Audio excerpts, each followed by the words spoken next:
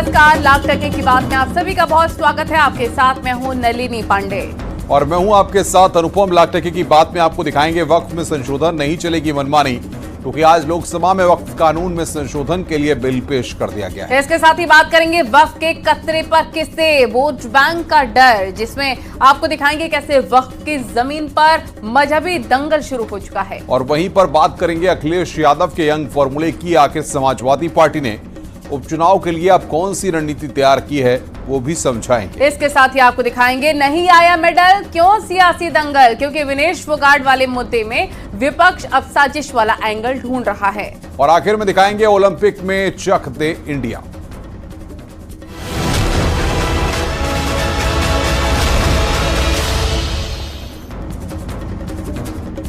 और चलिए सबसे पहले बात कर लेते हैं वक्फ के बदलते वक्त की, जहां वक्फ बोर्ड की अनियंत्रित शक्तियों को कम करने के लिए आज लोकसभा में वक्फ कानून में संशोधन के लिए बिल पेश किया गया। और ऐसा इसलिए ताकि वक्फ किसी भी संपत्ति पर बिना सत्यापन अपना अधिकार घोषित नहीं कर सके। इसके लिए केंद्रीय अल्पसंख्यक कार्य मंत्री किरेन रिजिजू ने बिल को संयुक्त संसदीय समिति यानी कि जेपीसी के पास भेजने का प्रस्ताव रखा, ताकि इस बिल को संसद के पटल से पास करवाया जा सके और कांग्रेस सरकार में मिले वक्फ के पावर को कम किया जा सके। नहीं कर पाया वो हम ला रहे हैं सदन में, सारा का सारा।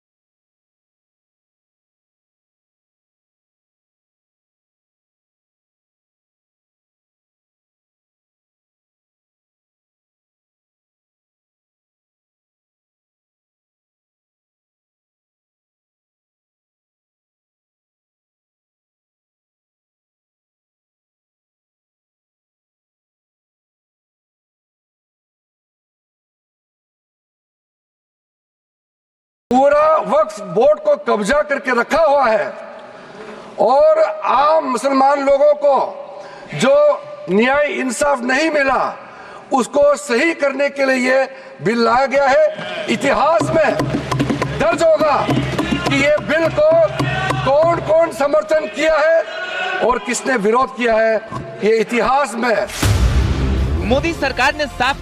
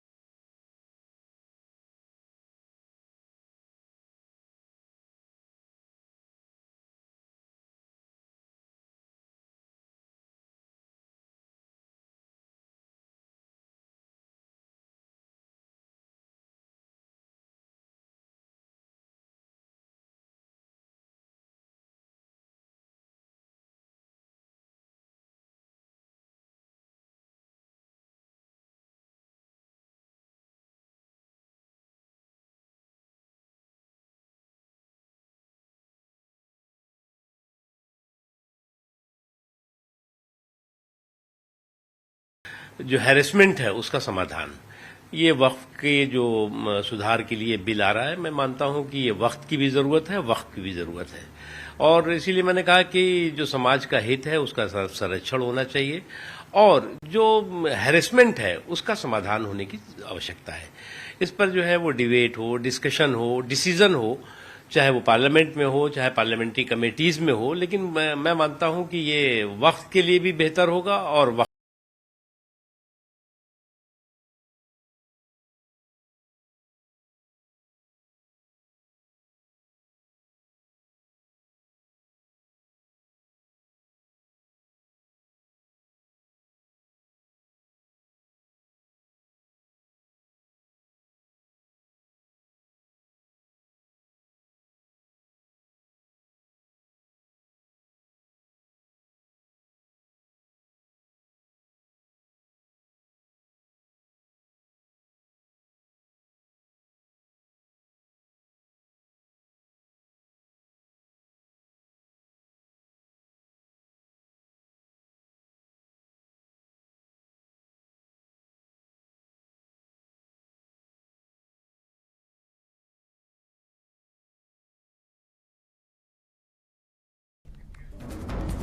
लोकसभा में वक्फ के संशोधन बिल आने के बाद माहौल गर्मा चुका है। बीजेपी मुस्लिमों को अधिकार दिलाने की बात कह रही है तो विपक्ष आरोप लगा रहा है कि इस बिल से मुस्लिमों के अधिकार छीने जाएंगे, यानी कि वक्फ में संशोधन की लड़ाई अब मजहब पर आ चुकी है।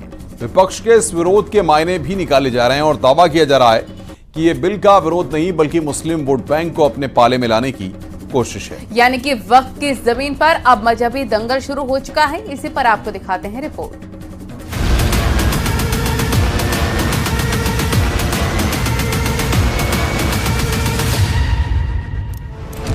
संसद में वक्फ बोर्ड के अधिकारों में संशोधन का बिल क्या आया, विरोध के सुर विपक्ष की तरफ से उठने लगे।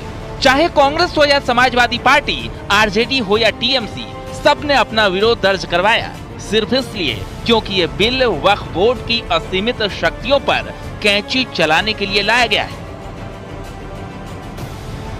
केंद्र सरकार का दावा है कि बिल लाने से पहले सुझाव लिए, समीक्षा हुई और करोड़ों मुस्लिमों को हक दिलाने की बात हुई, लेकिन विपक्ष ने इस बिल को मुस्लिम विरोधी बता दिया, धर्म से जोड़ दिया और धार्मिक आजादी तक को मुद्दा बना दिया।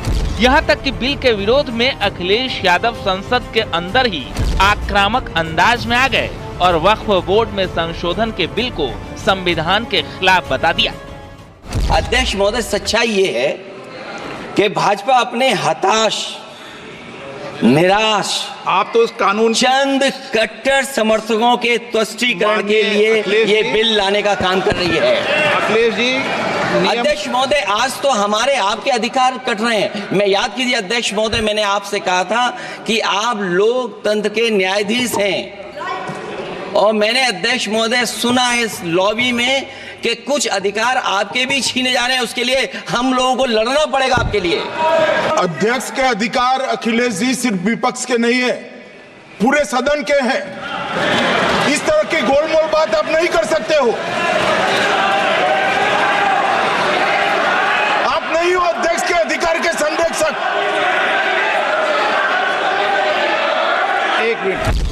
जहां विपक्ष इस बिल का विरोध कर 20% आबादी को साधने की कोशिश में है, तो वहीं बीजेपी ने साफ कर दिया है ये बिल मुस्लिमों के हित में है, गरीब मुस्लिमों के लिए है, उन्हें उनका अधिकार दिलाने के लिए है।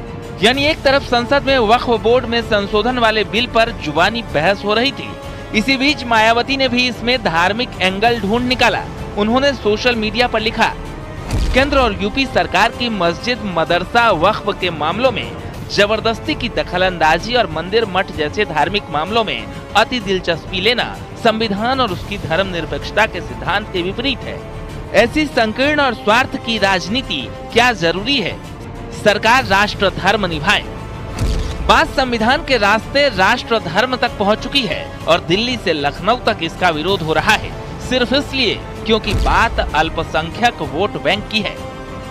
गवर्नमेंट कह रहे हैं कि हम महिलाओं को दे रहे हैं। मुझे यकीन है कि आप बिल्किस बानो को और ज़किया जाफरी को मेंबर बनाएंगे, मुझे यकीन है। मैं आपसे जानना चाह रहा हूं सर कि ये जो आप बिल ला रहे हैं, आप देश को बांटने का काम कर रहे हैं, जोड़ने का काम नहीं कर रहे हैं। आप दुश्मन हैं मुसलमानों के, उसका सबूत ये बिल है। मैं बताना चाहता हूं, वक्फ बोर्ड मस्जिदों का प्रबंधन करने का काम करता है और वक्फ बोर्ड के तहत ही मस्जिदें सारी की सारी आती हैं और वक्फ बोर्ड की शक्तियों को आप खत्म कर करके डीएम राज ला करके उन तमाम प्रॉपर्टीज के ऊपर लगभग 8 लाख एकड़ प्रॉपर्टी पूरे देश के अंदर वक्फ बोर्ड के पास है। आप वक्फ बोर्ड की प्रॉपर्टियों को खुर्द-बुर्द कराने की जो साजिश लोग कर रहे हैं, उन साजिशों को बल देने का काम कर रहे हैं। खैर, वक्फ बोर्ड के अधिकारों में कटौती से विपक्षी पार्टियों में जबरदस्त खलबली है। समाजवादी पार्टी, कांग्रेस और इंडिया गठबंधन की दूसरी पार्टियों ने भी कहा है कि ये मुख्य मुद्दों से ध्यान भटकाने की कोशिश है। ऐसे में केंद्र सरकार अपने स्टैंड पर चट्टानों की तरह अडिग है। Bureau report, news 18।